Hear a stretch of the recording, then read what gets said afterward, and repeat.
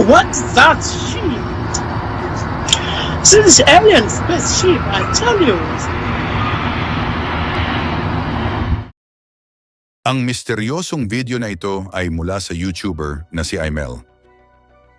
Mukhang maraming tao sa Washington DC ang maaaring nagkaroon ng extraterrestrial encounter. Ito ay noong ika-19 ng Disyembre 2018. Sa unang video, nakita natin ang footage mula sa tatlong magkakaibang mga source sa paligid ng Washington DC na nagpapakita ng mga kuha sa kalangitan ng gabing iyon. Yes, I'm really sorry, but just because Ang kalangitan ay halos maaliwalas maliban sa isang lugar sa itaas mismo ng Pentagon.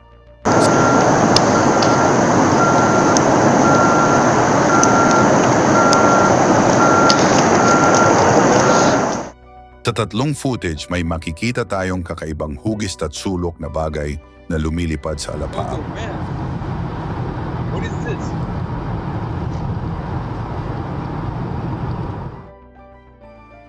Sa ilang mga anggulo ay napakahirap nitong makita, ngunit makikita na mayroon talagang isang bagay doon.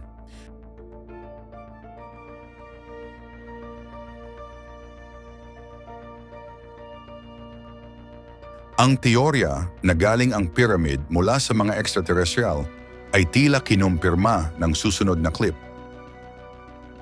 Ang isang ito ay di umano'y nakunan gamit ang isang hidden camera sa isang closed meeting ng United Nations. Ipinapakita dito si Alia Prokofieva na di umano'y CEO ng Galactica at nagsasalita tungkol sa kumakalat na footage.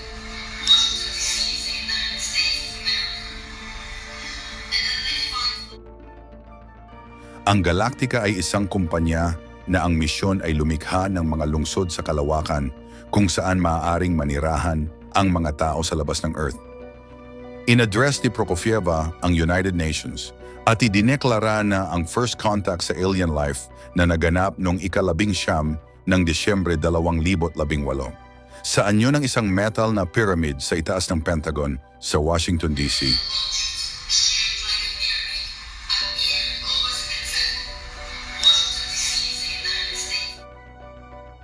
Sinabi niya na ang craft ay lumipad sa humigit kumulang 500 metro sa ibabaw ng lupa, umiikot habang lumilipad ito.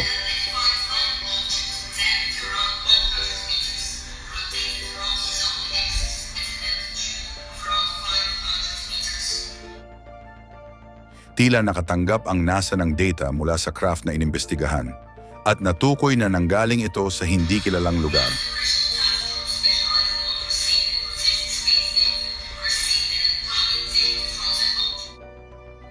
Sinabi niya na ang Scheim Laboratory sa British Columbia ay nakatanggap ng parehong mga signal at sila ay nakipagtulungan sa NASA upang matukoy ang pinagmulan nito. Ang footage ay nagdulot ng kaguluhan sa internet. Gayunpaman, hindi nagtagal pagkatapos mailabas ang footage, sinuri ng mga analyst ang video at labis ang pagkabigo ng paranormal community nang ang UN video ay lumilitaw na real fake. one on the right and then her on the left. I'm gonna say that the one she did is a fake. Sa video na ito, makikita mo ang isang side-by-side shot They're ng both UN in sync. Now this is some major work to get this done. Sa kabila ng ebidensyang ito, itinuturo ng maraming mahilig sa UFO na ang orihinal na footage ng pyramid sa ibabaw ng Pentagon ay hindi napatunayan at nananatiling isang kumpletong misteryo. Ang lahat ba ng tatlong magkahiwalay na footage ay setup lang at dinungtong? just because I was talking. Maliban kung may karagdagang impormasyon, malamang na hindi na natin malalaman ang katotohanan tungkol sa nangyari sa Washington DC noong ika-19 ng Disyembre 2018.